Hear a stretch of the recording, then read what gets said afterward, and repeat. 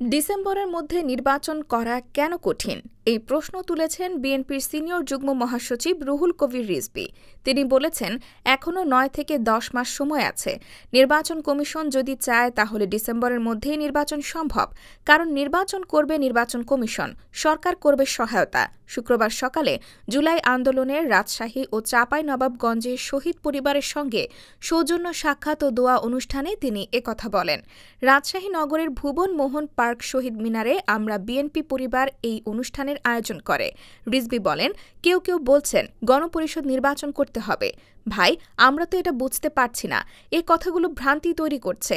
রুহুল কবির রিজভী বলেন, নির্বাচন কমিশন যদি সঠিকভাবে কাজ করে তবে ডিসেম্বর কেন, জুলাইয়ের মধ্যেও নির্বাচন করা সম্ভব।